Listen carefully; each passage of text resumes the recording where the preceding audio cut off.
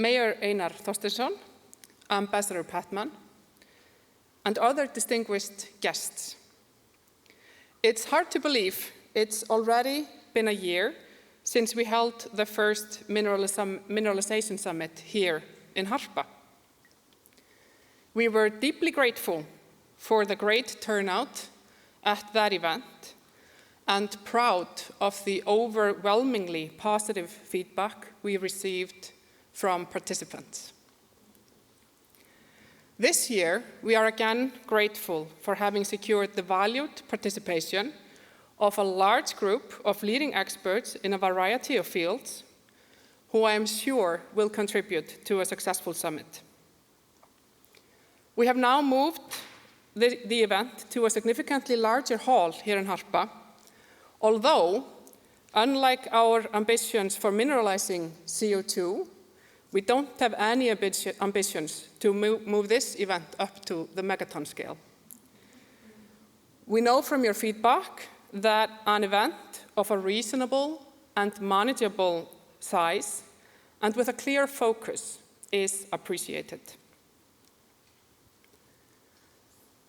In formulating this year's program, we've strived to strike a good balance of the many scientific, commercial, political, and environmental topics that are worthy of discussion, staying as grounded as possible in our core topic of mineralization, while at the same time not ignoring the wider context of carbon capture and storage in general. As for the next summit, we have an exciting announcement to share with you at the end of proceedings tomorrow, so make sure you stay tuned for that. Over the past 12 months since our first summit, Carbfix has achieved several milestones. We have submitted an environmental impact assessment for our largest project, Coda Terminal, which will take mineralization of CO2 to the megaton scale. We have started pilot injections using seawater. We have hired our first US-based employee.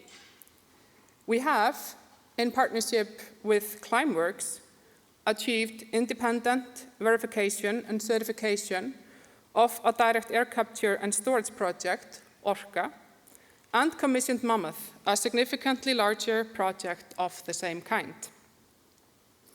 We have seen regulatory improvements in Europe with the recently published updates to the CCS directive guidance documents with much clearer consideration of the mineralization method than before. And that's a development that Daniel Kitcha from DG Klima offered us a sneak peek into at last year's Mineralization Summit for those of us that were participating in the event then. We've seen encouraging feedback from regulators on our application for the first ever European permit for geological storage based on mineralization. We have observed positive momentum on the policy front in numerous geographies, but perhaps most importantly, we have strengthened and developed existing relationships and established new ones on both the scientific, socio-political, and commercial fronts. Over the course of the summit, we will hear about both successes and challenges. I know I don't have to preach to the choir about the backdrop to all of this, the looming climate crisis we are striving to avoid.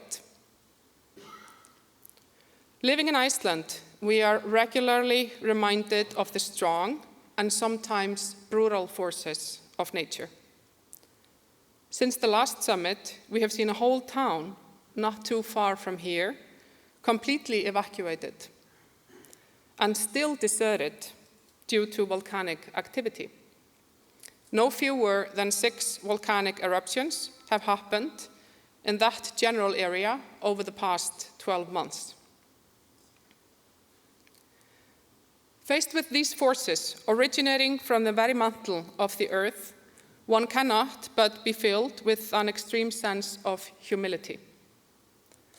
And humble we must be when we contemplate the enormity of the forces being tinkered with when it comes to climate change. But the tinkering is not a natural force, but a human activity, human behavior. And in our efforts to change that behavior, we must be bold, fearless, and decisive.